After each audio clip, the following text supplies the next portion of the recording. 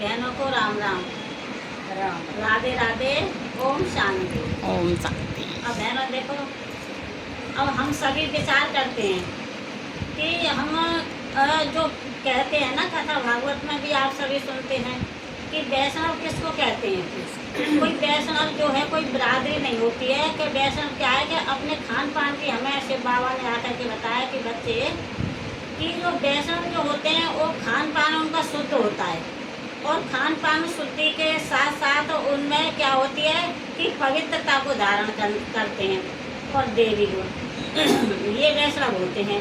और वो कुक वंशावली वैष्णव तो वो बात अलग है, लेकिन बाबा हमको ये सच्चा सच्चा वैष्णव बना रहा है। किसी ने वो कही है ना कि कहाँ की ईंट और कहाँ का रोड़ा, और भानुमति ने कुंभा जोड़ा। तो बाबा जो है देखो, ओम शांति के बारे में आप सुनोगे, जहाँ में जात पात कुछ नहीं देखी जाती है, लेकिन यहाँ शुद्धताई का परिवर्तन होता है। वैष्णव सच्चे सच्चे वही बनते हैं जो खान पान भी शुद्ध हो गए, और क्या है कि वो पवित्र भी रहते हैं, और हमारा मन भी शुद्ध होई, और हमारा मन भी शुद्ध होई। देवी गुण भी जो है उनके होने चाहिए। और देखो पवित्र तो वैसे भी रहते हैं, कोई शादी ना करो, कोई ब्रह्म से बन रहे हैं, कोई साधु संत महात्मा पवित्र, लेकिन जो भगवान की श्रीमत पर जो चलते हैं वही मनुष्य से वो देवता बनते हैं। बाबा कहते हैं ना कि भगवान की भी एक खेती है, तो वो खेती क्या है, अब बिल्कुल जर्जरीभूत हो गई है, तमो प्रधान हो गई है।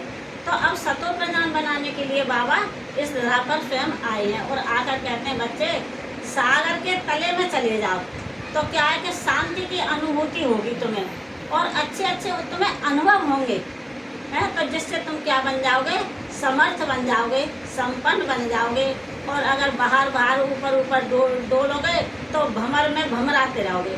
अब हमारे मन की शांति सारी खत्म हो गई, हम बिल्कुल ही तो भटक गए, डर डर की ठोकर खाते डोले है, और कुछ हमें मन की प्राप्ति हमारे की हुई नहीं, ना हमारे मन को शांति मिली। और क्या है कि हर घर में परिस्थितियाँ कैसी हैं कि क्रोध, लोभ, मोह, अहंकार। छोटे छोटे बच्चों को देख लो, है छोटे छोटे बच्चे क्या झगड़ा करते हैं, क्यों कि सारी सभ्यता जो है खत्म हो गई है। किसी के अंदर कोई क्यों खान पान की शुद्धि ना रही, तो फिर वो आत्मा को ताकत कैसे मिलेगी। अब देखो आप समझो कि अपने परिवार को, अपनी घर गृहस्थी को अगर हमें पूरे बिल्कुल सही बनाना है, सच्चे मार्ग पर चलना सिखाना है, तो हमें क्या करना है, हमें आध्यात्मिकता को धारण करना है। जब तक हमारे अंदर आध्यात्मिकता नहीं आएगी तब तक हम अपने परिवार का सुधार नहीं कर सकते। हम पढ़ा तो बहुत लेते हैं बच्चों को, विदेशों में भेज देते हैं, लेकिन क्या होता है, भेजते हैं तो विदेशों में कमाई के लिए, लेकिन वो हमेशा के लिए अपने माँ बाप से ही दूर हो जाते हैं, वो वहीं के रह जाते हैं। तो इसलिए पढ़ाई के साथ साथ हमें क्या है कि हमारी संस्कृति है, हमारी आध्यात्मिकता है, वो बहुत ही ज़रूरी है। अपने बच्चों को अगर हम अपने अच्छे संस्कार देंगे तो वे बच्चे क्या है, अपनी सभ्यता को जानेंगे। अपने भारत की जो हमारा भारत देश कहते हैं सोने की चिड़िया था, आज क्या हो गया है इसका हाल, तो अब फिर वही सोने की चिड़िया बनने को जा रहा है। तो आप इसमें सभी बहन भाई सहयोगी बने, मददगार बने। इस समय स्वयं परमात्मा धरा पर आकर कहते हैं बच्चे अब मुझे आप सबकी ज़रूरत है, आप सब मेरा साथ दो तो मैं तुम्हारी मदद करूँगा। क्यों कहते हैं ना कि भगवान को भी काम पड़ा है, और केवट की नाव पे चढ़े हैं। तो केवट कौन है, ब्रह्मा के तन में स्वयं परमात्मा पधारे हैं। आप रामलीला भी बहुत देखते हैं, रासलीला भी बहुत देखते हैं, लेकिन उसका रहस्य तो जानो। कहते हैं ना, कभी कभी भगवान को भी भक्तों से काम पड़े, जाना था गंगा पार, प्रभु केवट की नाव चढ़े। अब वो वही समय है, और आप सभी से मेरा निवेदन यह है कि आप सभी जागो, और क्या है कि परमात्मा का जो इस समय कार्य चल रहा है उसमें आप सभी सहयोगी बने। गोवर्धन पर्वत को उठाया था, सबने उंगली लगाई, क्योंकि भगवान कहते हैं मैं अपने बच्चों को देखना चाहता हूँ, वो कौन मेरे मददगार बनते हैं।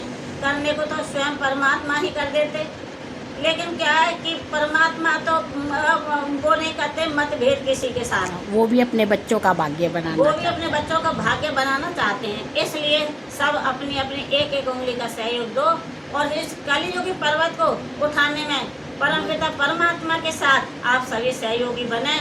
मेरा आप सभी से यही निवेदन है, आप थोड़ा सा समय 24 घंटे आप अपने खाने पीने बनाने में, रात में दिन में सारा बिता देते हो, लेकिन अपना थोड़ा जीवन संभालने के लिए क्यों कि एक पल थोड़ा सा तो भगवान के लिए समर्पण कर दो कि हम कम से कम एक घड़ी, क्यों जब हमारा समय होगा यहाँ से विदाई का तो हमारा कोई भी साथ नहीं देगा, एक परमात्मा ही हमारा साथ ही रहेगा।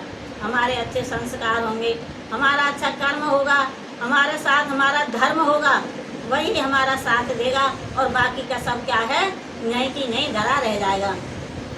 कहते हैं ना, किसकी दबी रहेगी धूल में और किसकी राजा खाए, और सफल वही होगी जो नाम धनी के जाए। तो भाइयों, अब देखो आपने भी देखा था ना, जो गधा ने भी अपने ये नोट की जो हुई थी बोरियां भर भर के डाली गई, वो कहते हैं ना कि गधा भी नहीं खाते इनको। तो अब भगवान क्या करें कि बच्चे, ये मेरे लिए जो तुम सफल करोगे वह तुम्हें हमेशा के लिए मिलता रहेगा।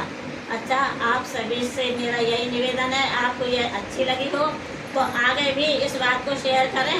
क्यों, अब समय नहीं है, अब समय है जागने का। क्यों कि कहते हैं ना कि जो अमृत बेला का समय है, इस समय अब जागो। और सभी बहन भाइयों से मेरा यही निवेदन है, ये जो हमें जो परमात्मा ने अपना सहयोगी बनाए, हम भी बाप के मददगार बच्चे बने हैं। देखो क्या है, कहते हैं कुब जाए भील नहीं है, भगवान उनसे मिलने के लिए अपना राज्य भाग छोड़ करके वहाँ गए। भगवान को क्या जरूरत पड़ी थी, वो तो महलों में थे, और चाहते तो वो वनवास में नहीं जाते। वो किसके लिए गए, उन्होंने दर दर पे अलख जगाया, किसके लिए, हम बच्चों के लिए है। देखो भगवान तो कहते हैं ना सबकी सुनते हैं, तो आप सभी की सुनेंगे, तो आप भी तो सुनो उनकी वो क्या कहते हैं। हमें रोटी तो